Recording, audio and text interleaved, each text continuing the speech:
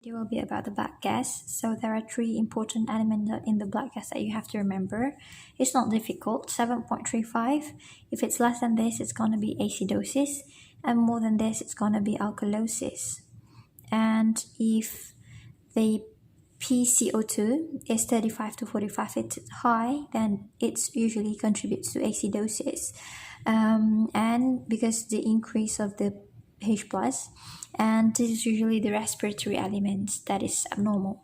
And the third one is the bicarb, which is normal 22 to 26. High in this value will cause usually the alkalosis, and it's usually due to the metabolic issues. So let's say we have first conditions where the pH is 7.30. So 7.30 is acidosis.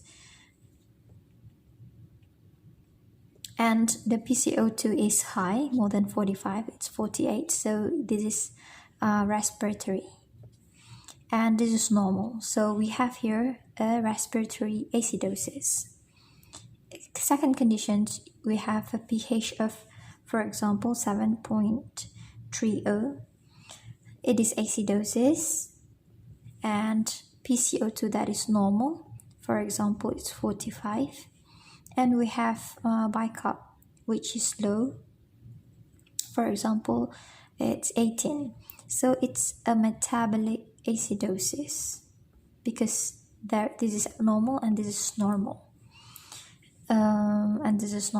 So in third condition, for example, we have pH of 7.48. So this condition is what we call alkalosis. And we have PCO2 that is abnormal. For example, it's only 30. So it is low. So this is respiratory. And if let's say we have bicarb that is normal, for example, it is 26. So this is respiratory alkalosis.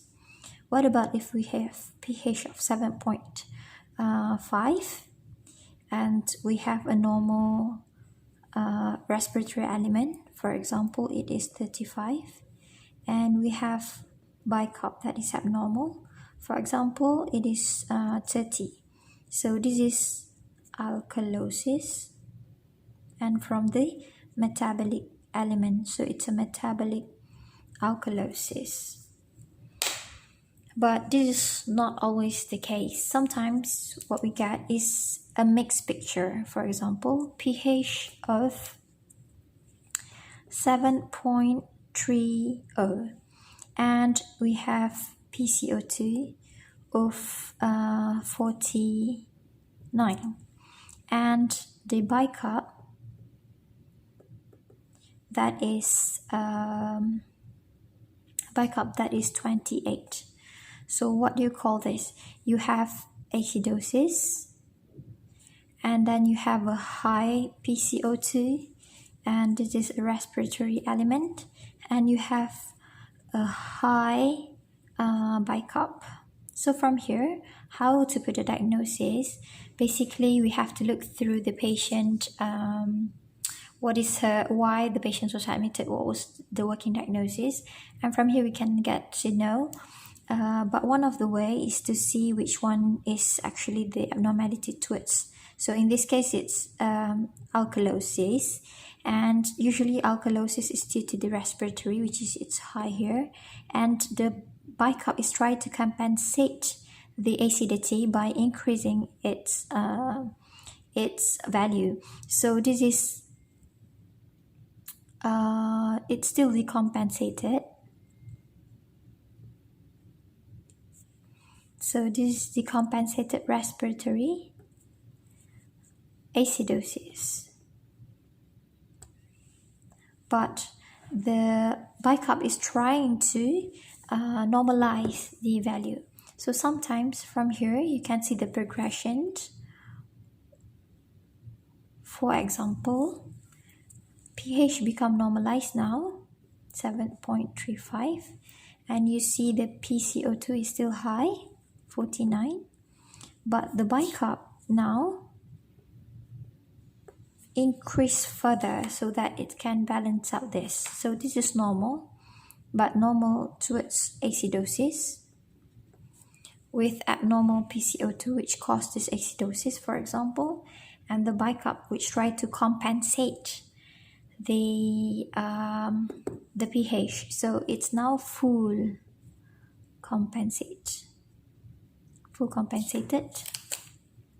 So for example, the value for the for this is 32. So the bicarb is increased because in response to the high PCO2 to balance out the pH. So the full compensated respiratory acidosis. That will be the diagnosis. Okay, and if let's say we have a patient with pH of 7.5, for example, and this is alkalosis, and we have PCO2 that is actually PCO2, for example, 32, and we have a bicarb that is a high, which is, for example, 30. So we have a high bicarb here, which caused the alkalosis, and the PCO2 is also low, so that it's actually try to compensate the loss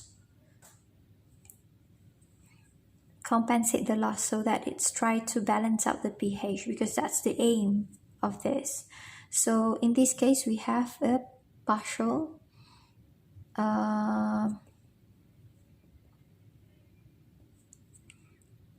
compensation of metabolic alkalosis, or we have still a decompensated metabolic alkalosis. If let's say furthermore the kidney try to balance out these conditions, so the patient become normal pH 7 point, for example, 45, with the same value of PCO2, for example, 32, which is the alkalosis, and you have the bicarb which try to actually balance out. So you can see the value of this will become higher. For example, it's become 35. So now it's actually a full compensated respiratory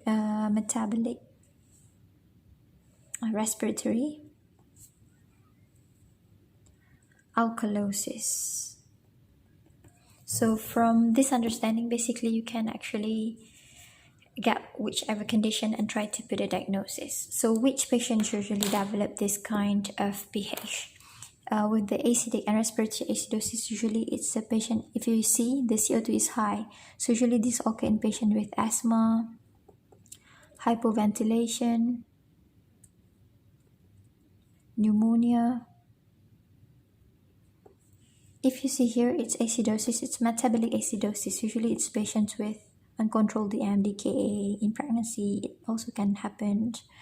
And then DKA also can happen in intoxications of salicylic acid. So a respiratory alkalosis, usually on the other way around, you have a very low CO2. So it's a hyperventilation in the patients with hyperventilations. While metabolic alkalosis, usually you can find when the CO2, when the bicarb is usually high. This is because the loss of the H+. So it's usually happen in the hyperemesis gravidarum.